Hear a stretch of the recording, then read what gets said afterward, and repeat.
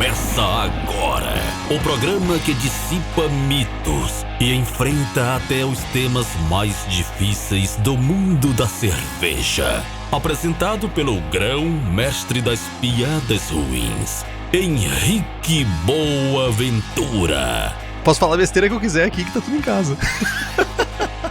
Na companhia de pessoas mais inteligentes que ele. Esse é o Braçagem Forte. Alô, Leute, Henrique Boaventura aqui, diretamente dos estúdios da Pint Network, na presença de Diego da Coisa Linda, pra falar de quê? Olha onde eu me meti, olha onde eu estou metido, olha no que eu resolvi fazer da minha vida, falar de cerveja ácida. Junto com o Diego, ainda. Por favor, jovem, dá teu oi. Oi pessoal, aqui é o Diego da Coisa Linda e hoje a gente vai julgar coisa estragada. Quer dizer, coisa ácida. Coisa estragada, coisa ácida, coisa que tira o esmalte do dente. Essa beleza de cervejas. Mas não somente, a gente não vai julgar somente, meu caríssimo Diego. A gente vai entender como que é esse processo para essas cervejas que a gente já falou 1 milhão de vezes na Hora Ácida e outros milhões de vezes dentro do Braçagem Forte, que são cervejas mais difíceis de ser avaliadas em concursos, porque tem menos experiências de vários juízes e juízas que participam dos concursos. Nem sempre é um tópico que é abordado. Então, hoje a gente vai tentar fazer o nosso papel aqui de desmistificar, de certa forma, essas cervejas, ou alguns desses estilos, porque a gente vai julgar 2 cervejas. Então você que está aí escutando, você já deveria, na verdade, ter deixado gelando a Praia do Meio e a Já Passou o Paulo Lopes, que veio no kit do Braçagem Forte.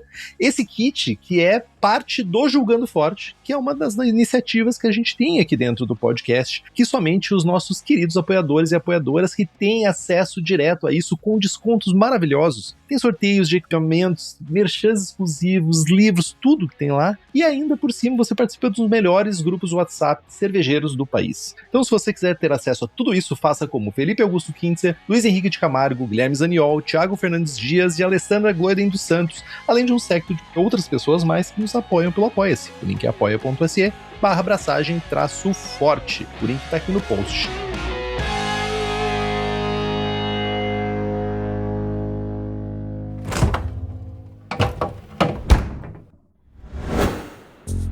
E olha só essa novidade, hoje abre o Cofre Forte. Para quem não conhece, é uma parceria que o Braçagem Forte tem com a Levitec. E a ideia é bem simples, a Levitec tem um banco de micro-organismos que não estão em nenhuma prateleira de brew shop. Coisas que a maioria dos cervejeiros e cervejeiras nunca vai ter acesso. Só quem ouve o Braçagem Forte que vai.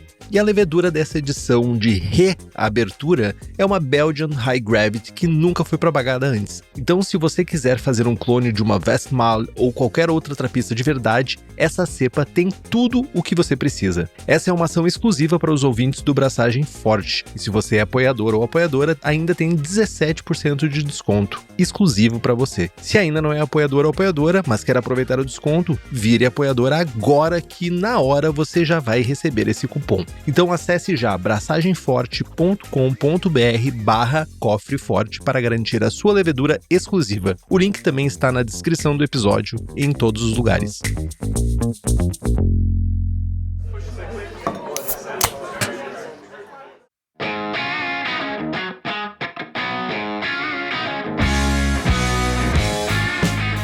Meu caríssimo Diego, começando então essa edição especialíssima julgando cervejas ácidas, da Coisa Linda, ácidas e complexas, né? O que vai ser esse programa? A gente, como a gente já falou, esse programa, esse pedaço que é o Julgando Forte, ele é uma iniciativa que vem ocorrendo há alguns anos dentro do Braçagem Forte e tem como objetivo, né, essa tentativa de incentivar as pessoas a entenderem como avaliar cervejas, sejam suas próprias cervejas ou cervejas comerciais. E para ser justo, esse programa sempre buscou parcerias com outras cervejarias para que as pessoas tivessem acesso aos mesmos lotes sempre. Ou seja, eu tô tomando a mesma cerveja que o Diego tá tomando na casa dele. Por quê? Porque é o mesmo lote. Isso é muito importante porque minimiza as diferenças e faz as pessoas entenderem melhor o que tá no copo. E hoje, dessa vez, a parceria é com a Coisa Linda, com uma proposta um pouquinho diferente do que a gente está acostumado, até porque essas cervejas são diferentes. E os guias, ou como as pessoas avaliam essas cervejas, não são as melhores referências no mundo, principalmente quando a gente fala de cervejas selvagens e complexas. E por isso que a gente vem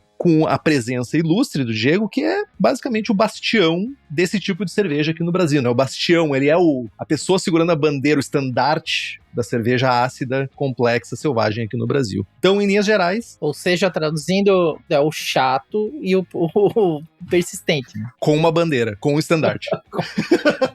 Vamos fazer um estandarte pra ti, inclusive. Então, pelas próximas 1 hora ou 55 minutos, a nossa tentativa vai ser ajudar cervejeiros e cervejeiras, caseiros ou profissionais a avaliar melhor cervejas ácidas complexas. E a gente vai começar com o Diego explicando, né, as diferenças entre essas cervejas ácidas complexas, né, fazer uma diferenciação, o que tem de diferença entre uma cerveja com uma fermentação mista, uma cerveja selvagem e espontânea. Por favor, Diego. Bom, primeiramente, obrigado a todos que estão aqui e principalmente a todos que compraram, né, o kit, que foi um sucesso para além do que a gente estava esperando, o que é muito legal e que sempre acende aquela, vamos dizer assim, chama da felicidade que sim, o pessoal gosta de cerveja ácida, complexa e que tem espaço para isso no mercado, né? E aí, se não fosse por isso, a gente não tava vivo até agora, né? Coisa linda, 12 anos, né? Mas, bom, vamos lá. Então, entrando assim na discussão básica sobre como diferenciar os diferentes tipos de cervejas ácidas complexas, que já é um conceito por si só não muito utilizado, né? E que significa que a gente vai estar falando de cervejas ácidas que são complexas. E quando a gente fala que são complexas, é porque a gente está falando que essas cervejas vão ser fermentadas por, no mínimo, uma Saccharomyces cerevisiae ou uma Saccharomyces baianos, mas não necessariamente nesse, né, mas geralmente vai ser isso, alguma bactéria, que pode ser PED, pode ser lacto, e sempre a Brett lá no caminho também. Então a gente tem esses 3 atores que geralmente vão estar presentes, e quase sempre de maneira meio que, vamos dizer assim, obrigatória. Nem sempre, mas quase sempre obrigatória, tá? Então quando a gente vai fazer uma subdivisão, que não necessariamente ela é oficial, mas ela é muito utilizada por quem produz as cervejas ácidas complexas. E não só aqui no Brasil, mas no mundo inteiro, né? E é uma coisa que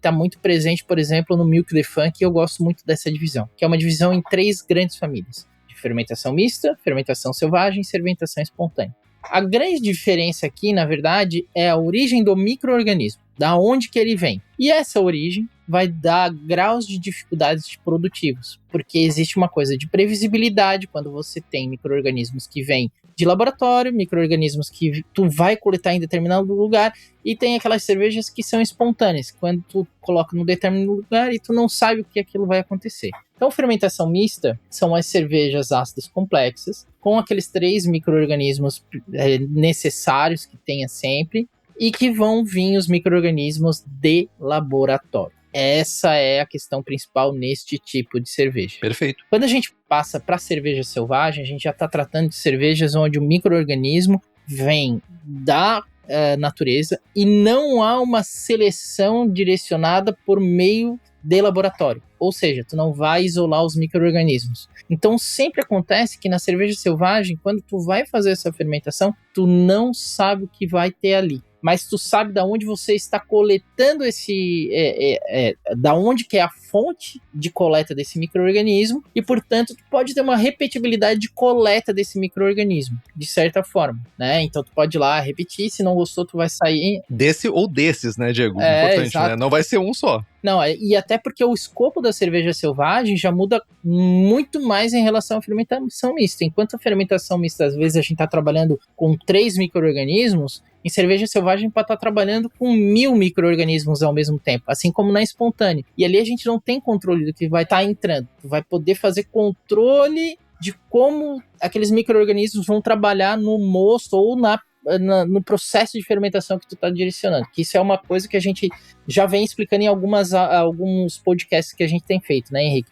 Perfeito, eu ia falar exatamente isso, que o controle está na parte posterior ao inóculo e também na parte também anterior, que é a construção do mosto para ter mais presença ou mais atividade de certos micro-organismos. Isso aí. Exato. Em alguns pontos a gente pode até na própria coleta fazer algum controle, mas até isso a gente pode falar assim em outra forma, mas é porque daí são táticas de coleta de micro-organismo, né? Usar um meio de propagação que tenha lúpulo, por exemplo, vai evitar uma quantidade exponencial de bactérias, por exemplo, né? Só um exemplo básico aqui.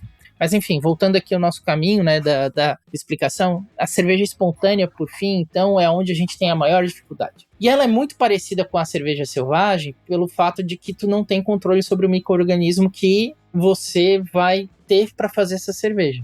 A questão aqui é, na cerveja selvagem, tu pode coletar num lugar e aquele micro-organismo pode ou não dar uma boa cerveja, certo? E se tu quiser, tu vai lá e repete essa coleta ou simplesmente vai coletar em outro lugar. No mundo da cerveja espontânea, você vai determinar um local para sua cervejaria, vai colocar o mosto para ser inoculado naquele local e vai ser aquilo que tem para acontecer naquele local. E tu não pode interferir, né, de como o micro-organismo vai chegar ali, né? Porque eu já vi absurdo lá nos Estados Unidos de pessoal de cervejaria, né? Que daí é americano, né? Americano, eu já venho dizendo que tá muito... Pessoas que tu gosta, pessoas que tu tem na tua muita estima por esse tipo de ser humano, né? Rapaziada, vocês vão pagar a conta agora no posto de gasolina e vocês agradeçam os americanos, tá?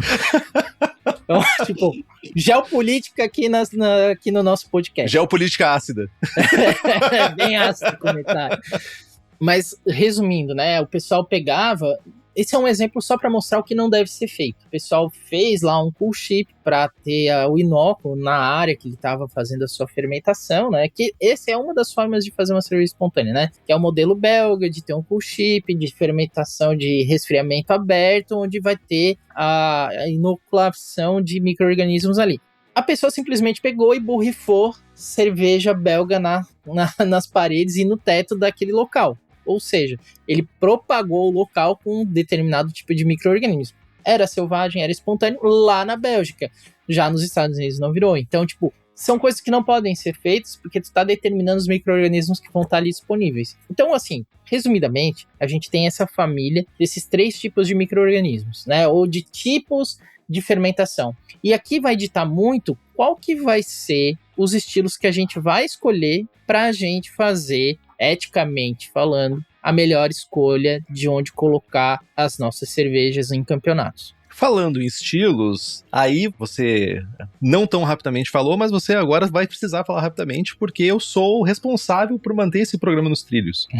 Eu não sou responsável por falar sobre cerveja ácida, mas a gente tem 2 grandes, né, guias de estilo que são responsáveis por 90% e 200% dos concursos mundiais, tanto caseiro quanto profissional, que eles têm alguns estilos que ditam, né, ou que guiam as pessoas a fazer as inserções das suas cervejas nesses concursos. Então, se tu puder dar uma explicação breve sobre o que o BJCP, né, do lado caseiro, e sobre o que o BA, na verdade, no mundo comercial traz, seria interessante. Falando aqui então um pouquinho do BJCP e um pouquinho do BA, né? O BJCP, ele vai ter uma seleção um pouco mais restrita de opções para a gente colocar as nossas cervejas, né, que vão se encaixar nesse caminho. Então a gente sempre, quando a gente faz esse tipo de cerveja, primeiro a gente tem que pensar, neste estilo que a gente vai colocar, ele permite o uso de, no mínimo, esses 3 micro-organismos? Se sim, sim, se não, não. E aqui já vale uma grande dica que vale tanto para o BA quanto para o BJCP, que é uma fantasia de todo mundo achar que quando a gente fala de cerveja ácida complexa, a gente está falando de Brett Beer. Brett Beer não é sinônimo de cerveja ácida. Muitas vezes não é e não deve ser ácida. Então, assim, quando a gente está falando de cervejas ácidas complexas, se a tua cerveja não for derivada de um estilo existente e que vai se colocar Brett, não coloque em Brett Beer. E quando ela for ácida, já não coloque em Brett Beer. Porque Brett Beer, se tem uma acidez lática, é resultado de atividade de acidez lática. Quando tem acidez acética, muitas vezes a pessoa pode até argumentar que talvez a Brettanomyces possa gerar. Mas geralmente essa é uma contaminação de ácido acetobactéria. Então não coloquem nunca em Brett Beer, quando vocês têm esse tipo de cerveja que a gente está falando aqui. Tá? Então assim, basicamente o BJCP e o BA, eles têm estilos que são muito parecidos, né? E quando a gente está falando assim de cervejas onde a gente está saindo aqui do Brasil, a gente não vai se encaixar por conta de terroir, né? Em estilos como Flanders, Red Ale, como Berliner Weiss, como Geuze, por exemplo, eticamente a gente não deveria usar. Mas por conta de estratégias para ganhar medalha, a gente vai acabar sim usando. O que eu já acho uma falha dos guias, porque isso significa que há falta de estilos suficientes, né, para encaixar melhor, né, essas cervejas, tá? Então, assim, no BJCP, a gente vai olhar muito, né, para encaixar isso em Mixed Fermentation Sour Beer, Wild Specialty Beer, Fruit Lambic ou Geuze, Fruit Lambic, Traditional Saison, né, e daí Berliner Weiss e alguns modelos históricos. E a gente vai ter que olhar, dependendo do caso, para Experimental Beer ou Historic Beer, tá? No Beers Association, a gente tem, assim, alguns outros estilos que a gente pode... quais como a gente geralmente vai colocar? Wild Ale, Traditional Belgian Style Geuze, Belgian Style Lambic e Mixed Culture Brett Beer. Geralmente são esses que a gente vai usar para colocar as cervejas que a gente está fazendo. E também com o mesmo tipo de, vamos dizer assim, de advertência, né? De não colocar em estilos tradicionais, onde a gente fazendo aqui no Brasil, a gente não vai conseguir chegar nos resultados, por conta de terroir, né? Geralmente é isso. E é interessante também, né, que lembrando para quem não tem tanta, como se chama... tanto o conhecimento sobre os dois guias, né, comparativamente falando, né, que o BJCP ele tenta ainda ter um direcionamento de como construir aquele estilo, como construir aquela cerveja, como criar a sua cerveja em casa. Enquanto que o BA, ele funciona muito mais como uma ferramenta de direcionamento mesmo. Olha, tem que ser desse jeito aqui, tá fechadinho, tá nesse formato específico aqui. E também o fato de que o BA, ele responde a uma necessidade de mercado e o BJCP responde por ele mesmo. Não tem exatamente alguém para responder, mas eles tentam se manter mais pela questão histórica do que necessariamente por uma questão mercadológica. Isso que eu ia falar, né? Conversando algumas vezes com Pete, com Gordon, esse pessoal bastante histórico, sempre a argumentação a gente olha para a história. E tem o fato também que as linhas ainda, né, dos guias, elas ainda são um pouco nubladas, né, entre os estilos, e que a gente acaba muitas vezes com exemplares, com cervejas criadas, que de certa forma elas ficam ou num limite inferior de um estilo ou no limite superior do outro, numa área um pouco cinza, por assim dizer, que às vezes é difícil de encaixar, né, Diego? Sim, e também tem um outro problema, que é a questão principalmente geográfica, tá? São guias que são pensados para países do norte, né? Então a gente tem ali uma delimitação, principalmente sensorial, quando se fala Brettanomyces, né? Quando tu vai pegar na descrição de, por exemplo, Belgian Style Lambic, Mixed Culture Brett Beer, mas principalmente em gueuzes e derivados, né? E contemporary espontânea, a gente sempre lê que existe uma necessidade, tá, de que a pegada da Brett tem que ser moderada. Enquanto a natureza do trabalho das Brettanomyces locais brasileiras e também por conta da influência que aqui a gente tem, o resultado é muito mais para frutas cítricas do que para o funk. Então a gente sempre chega em desvantagem nos resultados quando a gente está levando em consideração os guias que são de lá. Quando eu falo, e eu sou bem chato com isso com os guias, que a gente acaba sempre sendo colonizado nesse ponto, isso é uma colonização por conta da avaliação do tipo de cerveja que é feito lá e que não se encaixa no que a gente está fazendo aqui, principalmente quando a gente fala de cervejas ácidas complexas, que sim obedecem a uma questão de terroir. E a gente tem uma diferença muito grande de como as Bretts trabalham aqui. Tu chato, Diego? Quem ousaria dizer que tu é chato quanto aos estilos, principalmente quanto aos estilos importados do velho continente? Quem ousa dizer que tu é chato quanto a isso? Eu não sei quem é que... Eu gosto muito dos belgas, mas não dos americanos. Até tenho amigos, é isso? Até tem uns amigos que são belgas.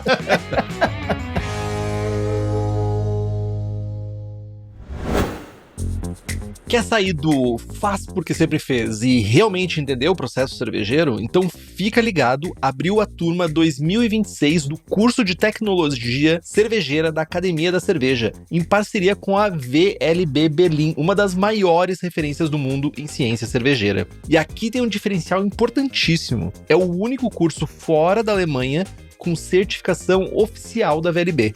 O conteúdo vai da matéria-prima até os processos produtivos e controle de qualidade, com uma abordagem bem técnica e aplicada. As aulas são online entre os dias 11 e 29 de maio, sempre à noite. Se você quiser evoluir tecnicamente de verdade, vale muito a pena dar uma olhada. As vagas são limitadas e o link está na descrição desse programa.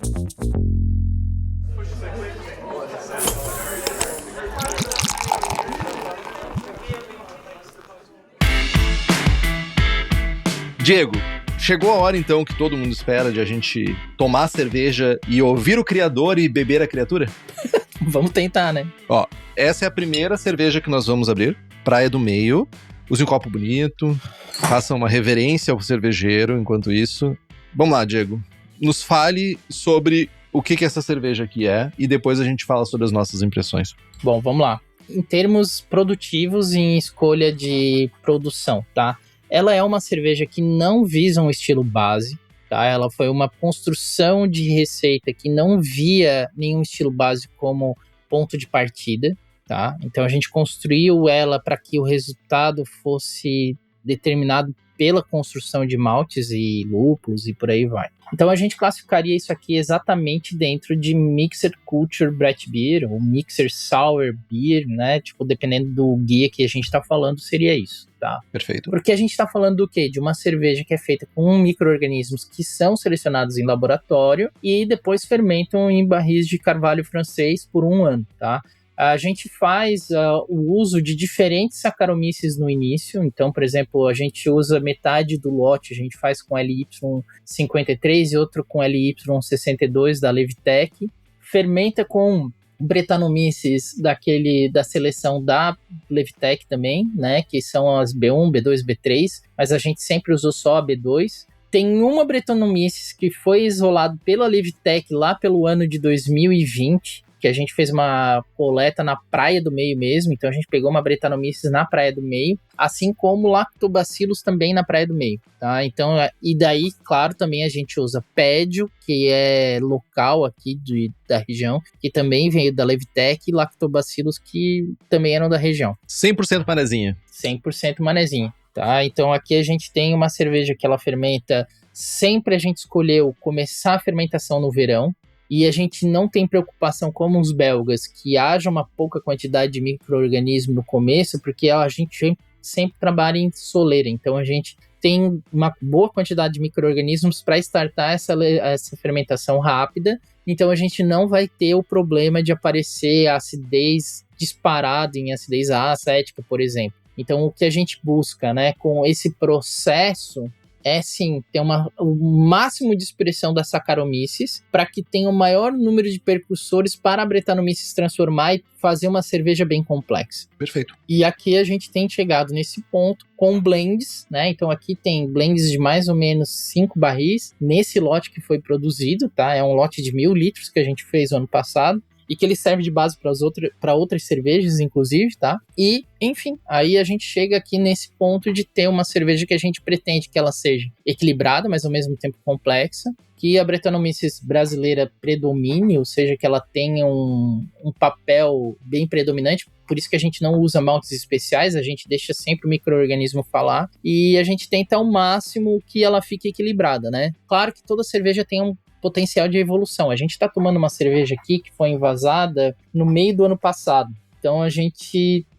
o lote dela, na verdade, nem é o meio do ano passado. Foi envasado em 11/25. Mas o blend foi feito no meio do ano passado. É blendado, colocado em outro recipiente, daí depois envasado. Exato, em outro fermentador. Daí ele ficou mais uns 4, 5 meses lá, né, descansando. Por isso que vocês estão vendo que tem aqui uma cerveja bem límpida, né? A gente tem um lote aqui que ficou bem límpido mesmo. Cristalina quase. Tá bem límpido. Sabe uma coisa, se a gente já puder passar para a parte da análise, uma coisa que eu achei bem interessante no aroma dela, começando pelo aroma, que a gente consegue pegar duas coisas bem nítidas na primeira cheirada, por assim dizer. Que a gente tem mais complexidade de fermentação lática, tem um aroma ácido aqui que a gente sente, acompanhado de uma intensidade menor de um acético. Tem um acéticozinho aqui também. Sim, presente. Sempre tem. Uhum. Sempre tem um acético, mas o que eu quis dizer é que tá em menos intensidade. Eu sinto mais essa fermentação lática em primeiro lugar, seguido por isso. E tem uma característica de mel muito interessante nesse aroma que eu gostei pra caramba.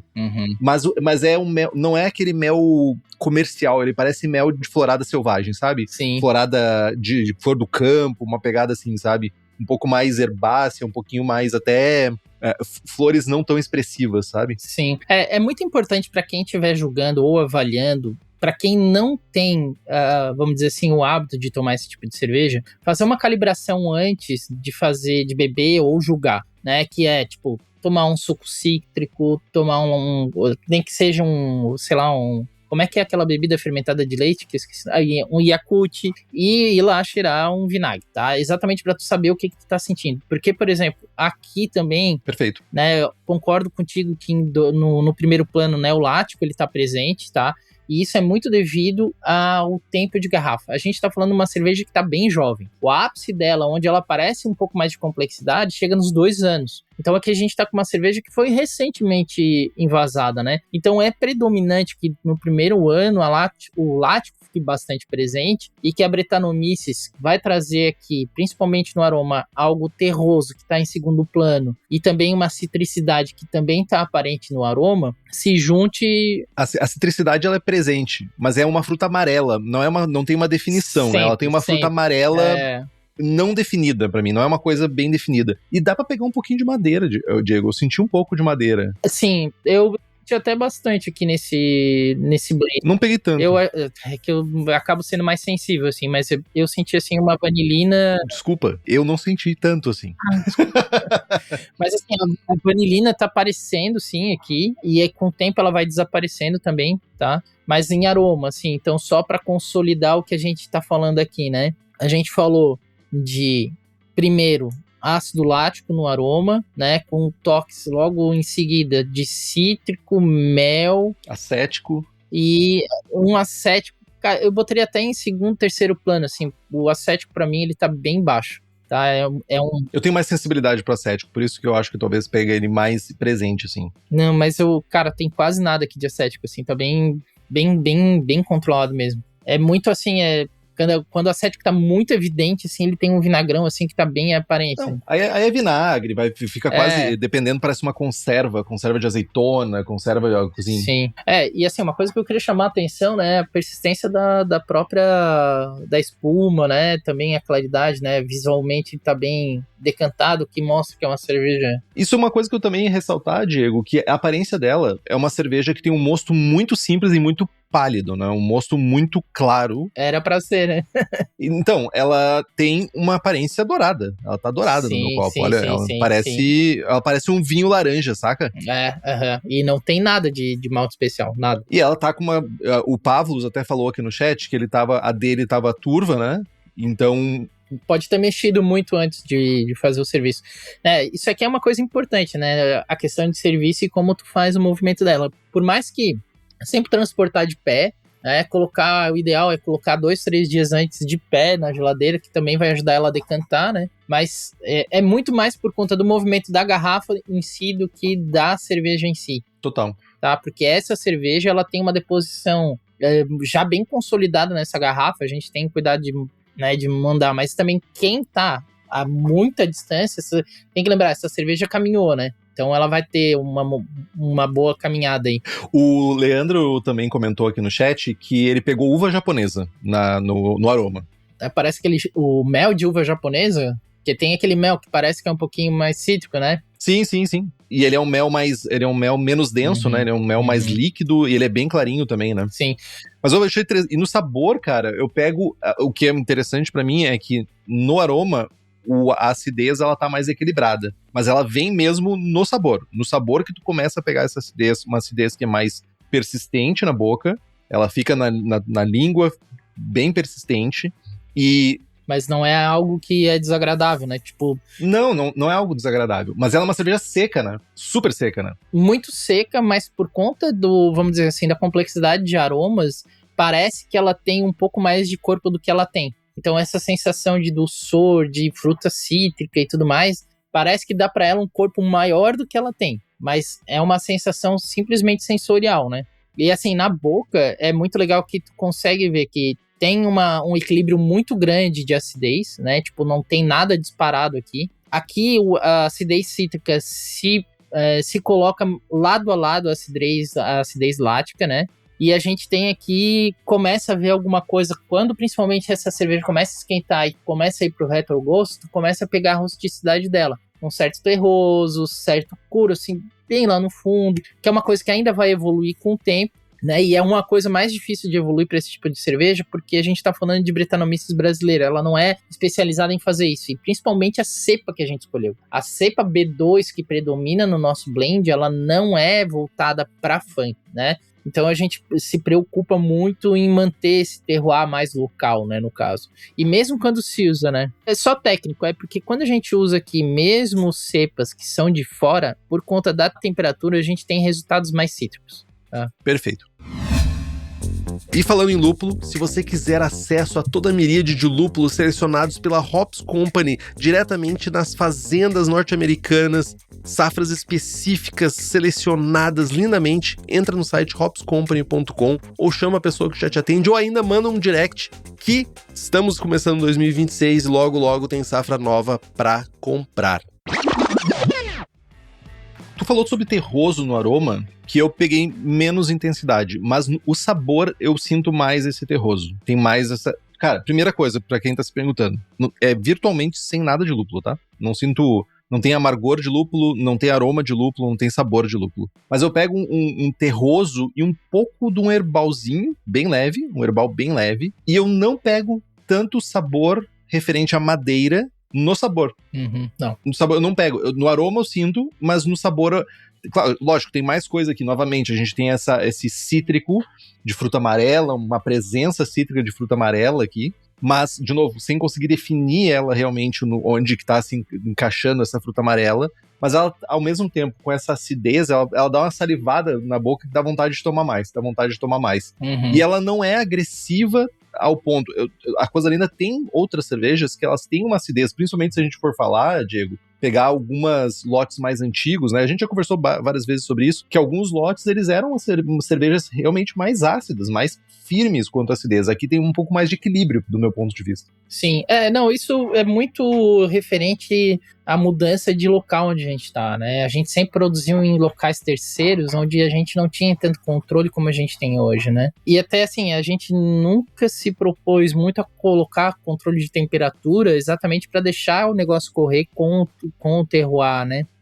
Mas esse ano a gente instalou agora alguns exaustores e eu tô curioso para ver como é que vai ser a resposta nos próximos anos, porque isso reduz a temperatura média no galpão, provavelmente para baixo de 5 centígrados médios, eu acho, sabe? Ah, isso certamente vai ter impacto. Então vai ter um impacto aí de cervejas ainda mais equilibradas, né? Esse ano, inclusive, a gente pegou um barril de Praia do Meio para servir em Blumenau, né? E assim, a gente ficou espantado de como ela estava extremamente equilibrada. E assim, equilibrada até demais, no sentido de ficar um pouco até, né, dissonante da falta de complexidade, de tão equilibrada que ela ficou, né? Tu gosta de azedume, né, cara? Eu gosto de cervejas que tenham complexidade, mas que tenham um padrão, assim, no sentido de ter uma harmonia, né? Que tenha alguns, tipo, uma identidade que não fique no exagero, né? Quando a gente estava no começo e a gente tinha poucos barris, a gente não conseguia escapar tanto disso, né? E que com o tempo, com a ampliação de produção e mais conhecimento, obviamente, a gente foi melhorando o processo, né? Então aqui a gente tem uma cerveja que está com 5 meses, que em processos anteriores ela estaria mais disparada no lático, né? Então como a gente fez esse blend, deixou o blend maturar, entre aspas, né, 5 meses, isso foi assentando a cerveja, né? Então aqui, por isso que a gente chega com esse resultado tão claro, com uma cerveja tão límpida, né? Que ela tá uma cerveja extremamente comportada para 5 meses, né? No caso.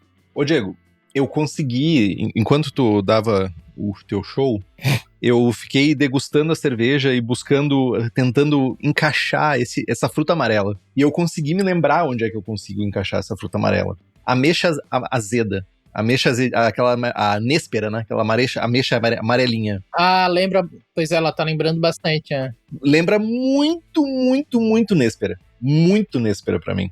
Aqui até lembra, assim, principalmente frutas cítricas brancas ou amarelas de compota, né? Quando tu já pega ela na compota e já deixa ela mais... Claro, não tem aquele dulçor, mas me lembra muito abacaxi de compota, sabe? Néspera. Mas a néspera, com certeza, ela tá bem próximo mesmo. Sabe por quê? E ela fresca, néspera, ela tem aquela acidez, tem aquele azedinho e dá aquela vontade de comer mais. É a mesma sensação que eu tenho ao tomar esse copo. Que tu tá comendo uma néspera que ela ainda não tá 100% madura, ainda não tá aquele amarelo maduro, ainda tá uma certa... ainda está por amadurecer, e ela dá bem essa sensação pra mim.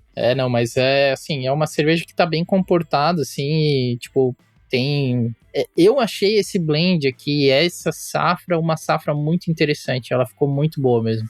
Porque tem safras que quando ela dispara muito na temperatura média do ano, ela vem com um abacaxi muito fresco, né? Aquele abacaxi mais ácido. E quando a gente consegue controlar melhor, a gente tem aqui sempre uma composição que lembra mais frutas de compota, assim, né? Frutas amarelas que estão em mais tempo em conserva. Mas eu acho que é isso, né?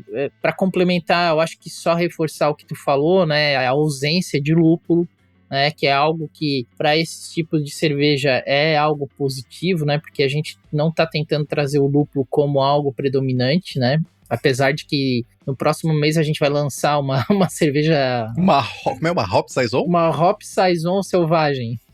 Com lúpulos brasileiros, óbvio, né? Mas vai sair aí. Savage Hop Saison. Salvage. Mas assim, né? Só para complementar o de corpo, então, corpo sempre seco, né? Porque fermentação até o fim. A lupulagem não é para pegar muito, exatamente porque a gente tá falando de mixed. E a gente, com o tempo, ela vai perdendo ainda, né, a questão de amargor. E o que não trava, mas é um amargor que ainda existe, dá um peso de boca, né? Dá esse travamento ao final que dá um pouquinho de corpo que ela não tem, né? Já que a gente trabalha com água local, então são águas extremamente moles, né? Estamos trabalhando com algo que fez uma fermentação completa, então ela deveria ter um corpo muito baixo, mas sensorialmente ela consegue ainda demonstrar um pouco de corpo. Total. E você está ouvindo esse episódio já pensando em abraçar uma cerveja? Você pesquisou localmente? Você sabe, não precisa usar equipamento antigo e ultrapassado. Tu pode usar os equipamentos da Easy Brew. Com uma linha completa de equipamentos, acessórios e insumos, eles atendem desde o cervejeiro caseiro iniciante até a produção profissional. Está com vontade de produzir, mas com pouco tempo ou espaço? Você precisa conhecer a nova K60, o equipamento Double Vessel que ocupa o mesmo espaço de uma single, conta com várias automações e ainda tem uma versatilidade enorme. Ela faz de 15 a 50 litros e tem a capacidade de processar grande volume de malte, fazendo das Sessions até as High Gravities. E o nosso ouvinte ainda tem 10% de desconto com o cupom Braçagem Forte, tudo junto. Entre agora no site easybrew.com.br para escolher o equipamento que melhor atende às suas necessidades. Easy Brew, cerveja sem perrengue. Dado toda essa explicação e principalmente essa avaliação da cerveja, que eu acho que espero que as pessoas, aqui pelos comentários o pessoal tá trazendo, né, que trouxe essa sensação de abacaxi. Inclusive temos alguém dizendo pra gente não usar esse nome de plantas invasoras, né, plantas que invadiram a América do Sul e América Central, enfim. Veja o sobrenome. Não, eu li o sobrenome e daí eu pensei, vou ficar quieto. Aí, vamos agora provar, então... uma coisa só interessante. Essa cerveja que a gente acabou de tomar, Praia do Meio, ela é uma cerveja que, se vocês tiverem na sua casa uma cerveja semelhante a essa, ela é uma cerveja que se encaixa em uma Mixed Fermentation Sour Beer, segundo o BJCP. Exato. Isso é uma discussão longa de meia hora. Eu atrasei minha janta pra ficar discutindo com o Diego sobre isso. E eu consegui convencê-lo de que fazia sentido. Hoje eu passei raiva lendo BJCP, gente. Olha, é um esforço. Sim, mas depois ele disse que eu tinha razão. E eu não consegui gravar ele dizendo que eu tinha razão. Não, eu não acho que tem razão. Mas tá. bem. Antes eu tinha. Agora que tá sendo gravado... Diego, vamos falar então sobre a Já Passou o Paulo Lopes, que é um blend de 2025 e que ela é uma manipoeira selvagem, né? Exatamente. Por favor, fala pra gente aí enquanto a gente se serve aqui. Então tá. Pessoal, a gente escolheu a manipoeira selvagem exatamente pra gente trazer um range diferente de design sensorial, né? Ou arquitetura sensorial, porque muitas vezes as pessoas aqui estão fazendo cerveja selvagem no Brasil e se sentem um pouco órfãs de uma certa de uma certa identidade nacional, né? Então, quando a gente tá falando aqui, né, tipo, da Paulo Lopes, a gente tá falando da cerveja que deu origem ao estilo manipoeira selvagem, tá? É essa cerveja que deu origem ao projeto, ela que foi levada como modelo para tudo que tá acontecendo agora. Então, se um dia tiver lá, ela tem que aparecer entre os modelos comerciais, né? Referências do estilo. Tem que ser, não tem como não ser. Mas vamos lá, então o que essa cerveja é? Ela é uma cerveja selvagem, onde a captura do micro-organismo que fez a fermentação dessa cerveja vem da fermentação espontânea da manipoeira. A manipoeira, a gente vai dizer que é o suco da mandioca. E esse suco da mandioca, a gente pode capturar ele fazendo em casa, ou, como é o nosso caso, a gente foi atrás de um engenho de mandioca, porque a gente já sabia que isso ia estar bem colonizado por micro-organismos lá, e a gente faz a coleta dessa água que sai do momento onde eles estão fazendo a farinha, né? E deixa fermentar espontaneamente. A gente propaga essa levedura, elimina, né, a manipoeira do processo, pega só os micro-organismos e levam esses micro-organismos a fazer a fermentação desta cerveja que tem exatamente a mesma receita da Praia do Meio. Então, pessoal, são duas cervejas que têm a mesma receita, é a mesma base. Mesma base de mosto. A gente manda produzir o mesmo mosto e eles vão fazer a única coisa que muda é o micro-organismo. Perfeito. Então aqui é muito interessante para vocês verem, primeiro, né, como é que seria uma característica de uma fermentação que tem uma identidade nacional para a Praia do Meio, que quando a gente desenhou lá atrás foi visando entrar numa ideia de olhar para a gueuse e tentar fazer uma gueuse no Brasil no sentido de vamos usar a arquitetura fermentativa belga e ver qual é o resultado que vai dar aqui, mas olhando para as nossas características. Então, o que eu subverti na Praia do Meio?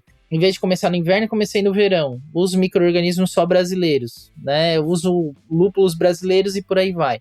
Só que ainda assim, essa seleção de micro-organismos vai levar a um resultado que lembra gueuses, tanto que a gente ganhou várias medalhas no Brasil como cervejas gueuse, né? A gente sempre ganhou muita medalha nesse campo.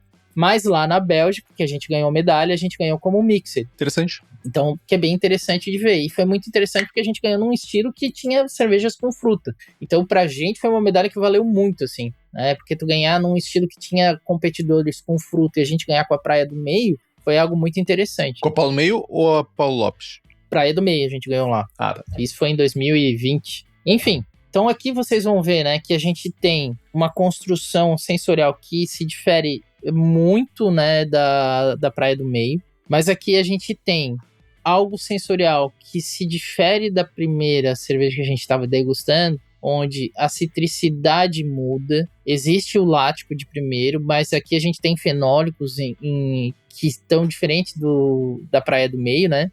Então a gente tem sempre presença muito de fenólicos, que é uma coisa que nas cervejas selvagens do hemisfério norte é muito difícil de ter. E isso por conta da temperatura que a gente está utilizando para fermentação e os tipos de micro-organismos que aqui trabalham, tá? Essa cerveja que vocês estão tomando, inclusive, ela é um blend de 3 anos diferente. Então aqui a gente pegou 25% foi de uma manipoeira selvagem do ano 2021, 25% de uma manipoeira selvagem do ano de 2022 e 50% da manipoeira selvagem do ano de 2025. Então 2 bem velhas e uma bem jovem, né? Para trazer complexidades diferentes. Isso que tu trouxe do sensorial, Diego, pra mim fica bem nítido. Indo pra parte de aroma, eu pego bastante fenólico nela, bastante... Eu tenho uma sensibilidade um pouco maior pra fenólico, mas eu pego bastante pimenta preta. Pego um pouquinho de noz moscada também, um pouco de noz moscada. E eu não sinto... Ela tem uma citricidade, mas agora ela parece um cítrico mais genérico ainda do que antes. Eu não consigo botar o dedo e dizer que é como se fosse... Talvez essa aqui esteja mais pra compota do que a outra, que tu mencionou. Mas pra mim aqui a gente tem uma outra característica. Enquanto na Praia do Meio a gente vai pra frutas cítricas amarelas, aqui a gente tá falando mais pra frutas cítricas brancas. Então a gente tá pegando pera, pêssego, coisas que são muito mais delicadas do que necessariamente as cítricas amarelas. Talvez um pouco de pera, não pera em compota, daí uma pera mais in natura. Mas o fenólico ele aparece mais em primeiro plano pra mim, quase em mesma intensidade do que a acidez que eu tô sentindo. Sim. A minha cerveja ela tá turva porque eu bati na garrafa sem querer e ela caiu. Então foi mal aí pelo rolê. Como é que tá a tua aí, Diego? Não, mas essa é uma cerveja que ela é um pouco mais turva turva mesmo, tá? Ah, não, mas a tua tá bem menos turva do que a minha. A minha pegou e balançou aqui. Mas ainda assim tá turva. E é uma cerveja que tem uma turbidez um pouco maior, né? Tipo, aqui a gente, por exemplo, quando fez o Invaso dessa, a gente não fez o tratamento com Tetra Hop, né? Então vocês estão vendo diferença aqui na espuma, né? Por exemplo. E tem uma outra coisa também que eu pego nela aqui, quando a gente vai... Farinha, polvilho azedo. Pra mim, polvilho azedo aqui o polvilho azedo, ele já vem da fermentação da própria farinha de mandioca, né? Então a gente tem a atitude dos mesmos micro-organismos. Então, eu não ia falar polvilho azedo, eu ia falar enxofre, um leve enxofre. Ah, não, daí não. É que é mais, pra mim, é o fenólico ali que ele tá bem em cima, mas tem aquela questão de polvilho azedo, sabe? Que é uma coisa muito que é difícil, por exemplo, da gente explicar pra um juiz estrangeiro, tá ligado? Sim, total. Que é o grande drama dos campeonatos, né? Tipo, sabe, eu tive vários relatos de colegas juízes esse ano, assim, que o pessoal começa a cansar disso, sabe? De tu ter que tentar ficar explicando pro juiz o que ele tá tomando, sabe? E é muito complicado porque o juiz de fora não vai ter experiência, ele não vai saber jogar. E às vezes ele vai dar valor porque é uma coisa exótica, né? E a gente não tem que dar valor porque é exótico, a gente tem que dar valor porque se é tecnicamente bem executado, sabe? Aderente ao estilo que tá sendo julgado. Ô, Diego, e tem uma outra coisa que queria que tu falasse um pouquinho. A impressão que eu tenho, se a gente comparar com a Praia do Meio também, é que eu tenho uma acidez com mais complexidade na Praia do Meio. E aqui eu tenho uma acidez mais reta, assim. Ela tem uma acidez mais direta, sem tanta nuance. Ela é uma acidez presente, talvez, eu diria, mais firme do que a Praia do Meio. Uma acidez mais presente do que a da Praia do Meio. Mas ela tem menos nuances, assim. Então, isso aqui se deve principalmente ao papel mais, vamos dizer assim, figurante da Brettanomyces, tá? As análises que a gente fez, que a gente teve a sorte, né, com esse projeto, de a Paulo Lopes ter sido analisada num estudo metagenômico. E acompanhou isso no primeiro, segundo, terceiro, quarto, sexto mês, né? E com esse estudo metagenômico, a gente observou que a presença da Brettanomyces ocorreu só no primeiro mês e foi muito tímido. Enquanto que a levedura ou o micro-organismo que predominou na construção dessa cerveja a longo prazo foi a Píquia. Então a gente tem aqui uma cerveja que ela tem uma construção e uma arquitetura fermentativa e sensorial totalmente diferente da Praia do Meio, onde a Brettanomyces traz essa complexidade de nuances que a gente está acostumado. Aqui a gente tem uma complexidade, mas ela não é nada parecida com essa que a gente tomou antes, que é um estilo muito europeu. Não é nem por ser parecida, eu só quis trazer essa questão e... Não, sim. E pode ser uma decisão, ela não tem tanta complexidade de acidez. E embora ela tenha mais corpo do que a Praia do Meio. Então, aqui é que é interessante, não existe muita decisão em relação à Praia do Meio, porque como ela é selvagem, a gente vai lidar com aquilo que veio. Sim. Na Praia do Meio foi um design, aqui não. Né? Então aqui a gente tem que controlar ainda mais a acidez, né, no sentido de tomar cuidado para não entrar oxigênio, por aí vai, né, exatamente para que a gente não tenha uma disparada do próprio micro-organismo. E apesar de ser selvagem, é importante a gente ter um starter bem feito, né, mesmo que seja selvagem, para que a gente não tenha a perpetuação ali de acetobactéria, que com certeza tem também, né. Mas que ela não tá se mostrando tanto na cerveja. E tem uma outra parada interessante que tu talvez, dentro dessas análises que foram feitas na Manipoeira, né? Ela tem um pouco mais de corpo e ela tem uma certa... É como se fosse uma sensação meio oleosa na língua que ela fica. E é uma cerveja ácida, não esperava isso dela, sabe? Ela me lembra quase assim como um processo final de hop beer, sabe? Quando tu tens a presença da doença da cerveja, do pédio, e tá bem no finalzinho, assim, sabe? Me parece um pouco isso. Mas, na verdade, assim, Cara, é uma presença, como tu disse, assim, quase oleosa, assim mesmo. É um corpo totalmente diferente. E aí é por conta do micro-organismo, né? Então, aqui vem a grande dificuldade de fazer uma avaliação, né, muito... Que é o grande problema dos guias, né? Que a gente vai avaliar de um resultado pré-determinado do copo. Quando a gente tá falando de selvagem, a gente não tem pré-determinação. O que a gente tem é um resultado dado que a gente tem que avaliar se ele faz sentido. Sim, claro. Né, sensorialmente falando, se ele é bom ou não, né? Se tem defeito ou não. Porque aqui, claro, se tivesse um acético disparado, a gente não ia dizer que é bom, né? Não é agradável. Mas aqui tá agradável.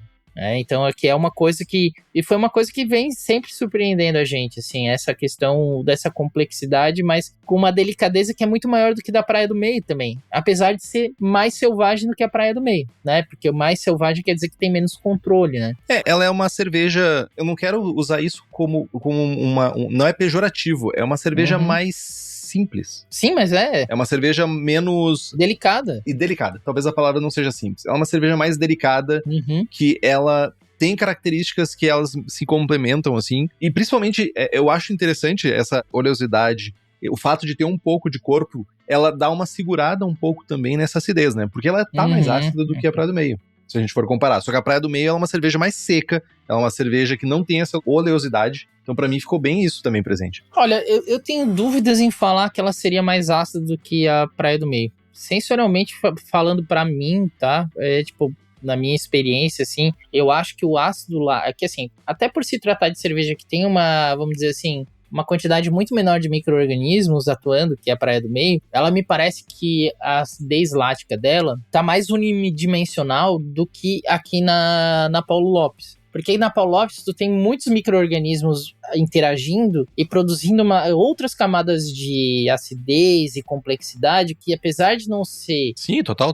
aquela complexidade que a gente conhece da Brettanomyces, ela compõe um pano de fundo para essa acidez que não deixa ela falar sozinha, né? E que, assim... É algo que eu, por exemplo, eu criticaria muito o juiz que analisa a Praia do Meio e dá para ela uma medalha de Geuze ou Lambic, porque essa complexidade que a gente está vendo aqui na Manipoeira, que essa complexidade de fundo, é a que falta aos exemplares brasileiros que são feitos sinteticamente ter em relação a Geuze. Então, assim, as Lambics, né, quando a gente pega, elas têm essa quase esse...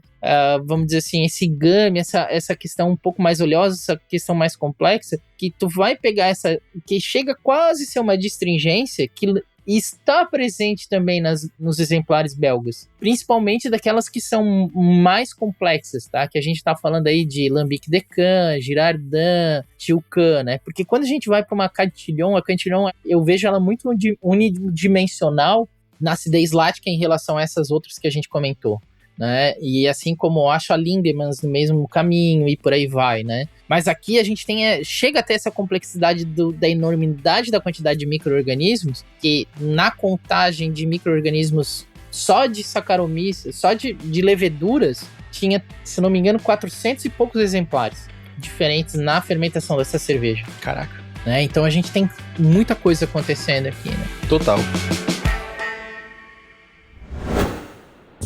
E se você quer leveduras, ale, lager, brett, bactérias, o lugar certo para comprar é na Levtech. Ela tem tudo para tua cervejaria, desde consultoria até leveduras. Além disso, ela também tem leveduras para outras bebidas como hidromel, cidra, whisky e cachaça. Então entra lá em levtech.com.br e faz as tuas compras.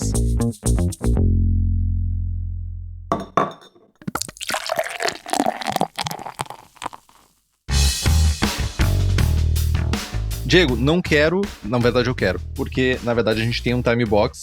Já tá estourando. Já tá estourando, mas eu queria aproveitar primeiramente para responder algumas dúvidas que surgiram aqui. Bora. Então, uma dúvida super simples de responder, que é do Rodrigo, que perguntou: para quem nunca fez, como montar uma sala de fermentação mista / espontânea adequada? Quais parâmetros físico-químicos, materiais e equipamentos são essenciais? É só não ter outras cervejas normais dentro. O resto pode fazer como é. Galpão de costaneira. Não. Bosta de cavalo na rua. Não, gente. Vocês têm que ser tão rigorosos quanto na produção de uma ale e de uma lager. Porque, por exemplo, tu não quer uma contaminação de uma levedura industrial dentro de uma cerveja selvagem. Aqui o jogo é o contrário, a contaminação é a Saccharomyces de industrial, entendeu? Então, assim, o ideal é que tu tenha, obviamente, o mesmo tipo de produção cervejeira que tu vai ter para uma ale ou uma lager. A única coisa diferente é que tu não vai misturar as coisas. Tu não pode ir no mesmo lugar onde tu vai fazer a selvagem, vai fazer uma lager. Porque os equipamentos que tocaram as Brettanomyces, tu não vai poder usar para fazer uma lager ou uma coisa. Tu vai estar brincando com contaminação. Ponto. Então a diferença é dizer, né? Então, basicamente, é ter um ambiente limpo, um ambiente isolado, só que tu não vai fazer o controle daquele ambiente. Tu vai deixar ele limpo. Não, tu não vai fazer o controle da... Vamos dizer assim, se tu optar por fazer né, a produção de uma cerveja selvagem, tu não vai ter controle sobre o micro-organismo que tá entrando na mix de sim, mas só que o ideal sempre é tu não ter controle de temperatura. Tu até pode fazer, mas não acho que deve porque tu tá querendo fazer algo com terroir. Mas no restante, todo equipamento é o mesmo. Tudo é a mesma coisa. Né? Vai ter uma ou outra coisa que tu vai ter que fazer diferente, que tu vai escutar o hora ácida no braçagem forte e vai entender sobre como deve ser feita o invase, como deve ser feita a coleta de micro-organismos. São esses pontos que a gente vem abordando na hora ácida. Processos diferentes. Perfeito. Mas em termos de espaço físico e equipamentos, é quase tudo a mesma coisa. O Rafa perguntou qual está mais funk. Pra mim, nenhuma das duas. Esse é o caso, né? Porque esse é o grande caso que eu estava falando para o Henrique ali, sobre a questão sobre um predomínio de uma cultura ou uma estilística sensorial fermentativa que a gente traz lá de cima, onde o funk tem que ser moderado, tendo em vista que aqui embaixo, aqui no sul, que na verdade é o norte, né? A gente tá aqui onde a gente... porque o sul é o norte, né? Não é lá o norte, o norte é aqui. Entendi. Cara? Não, mais ou menos. Mais ou menos. É só olhar para aquele... Tem que ter o mapa, quando tu pegar o mapa do mundo, em vez de tu botar a gente pra baixo, tu bota pra cima, pronto. Tá sim, claro, tipo, já entendi. Não, mas assim, gente, então a questão é, a arquitetura sensorial derivada da arquitetura fermentativa, né, dos países do norte, né, do norte global, vamos botar assim. Do real norte que é aqui, é isso que quer dizer, né? Ao norte do norte que é aqui. Que é diferente do Real Norte, então é diferente. Então a gente vai ter aqui, como resultado das fermentações das bretas, sempre uma tendência a gente ir mais para frutas cítricas do que necessariamente para o funk. Então isso é uma coisa que a gente tem visto geral, tá? É geral. Então tu vai pegar na descrição da manipoeira selvagem do estilo, que o funk ele não é tão forte como dos exemplares espontâneos belgas, por exemplo. Né? Então assim, não é para ser funk, né? Não é uma característica brasileira ser extremamente funk. Com o tempo de guarda, a gente vai ter cervejas que vão ser mais funks. Mas, por exemplo, essa daqui que tem cervejas que são 2021 e 2022 já deveriam ter um funk muito mais explícito se fossem cervejas lá de cima. Mas não é o caso, porque não é uma característica das cervejas selvagens locais. A Praia do Meio, quando ela ficar mais velha, ela vai trazer mais funk, porque a arquitetura, né, fermentativa dela foi planejada para ser parecida com a das belgas, né? Total. Mas também é uma cerveja que tá jovem, né, gente? Então tem esse ponto aí. Diego, primeiramente, eu queria agradecer a todo mundo que participou, foi bastante gente aqui, e deixar aí, se vocês quiserem comentar, se vocês quiserem mais esse tipo de proposta do Jogando Forte, que não necessariamente é uma avaliação mesmo, mas uma discussão até mesmo de estilo, e uma discussão junto com quem cria a cerveja, você diz aí se funcionou, se não funcionou. Mas eu achei que foi muito útil para as pessoas conhecerem e entenderem um pouco mais do que está no copo e o que se espera. Então, Diego, muitíssimo obrigado por ter disponibilizado primeiramente esse kit, né, para os apoiadores do Braçagem Forte e apoiadoras também que participaram, compraram o kit, esgotaram o kit, na verdade, né?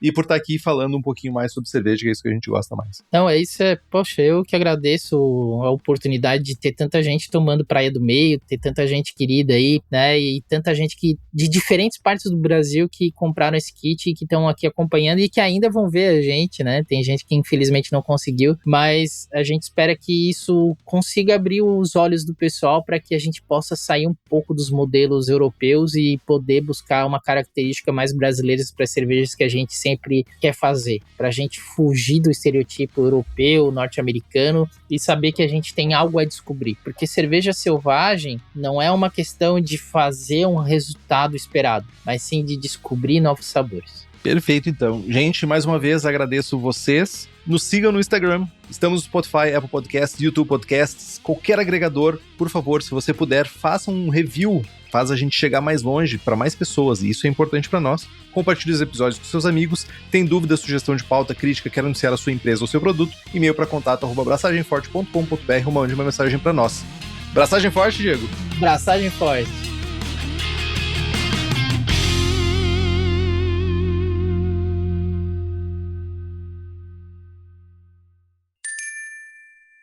Este podcast é uma produção da Pint Network e está disponível no Spotify, no YouTube ou na sua plataforma de áudio preferida. Na nossa equipe, contamos com a colaboração de Henrique Boaventura, Ludmila Almeida e Maurício TK, sócios e apresentadores do podcast. Também fazem parte do time Gabriel Gurian, na apresentação e redação do blog, Rubens Reis, na edição, Hop Your Media, nas redes sociais, e Laís Andrade, no design.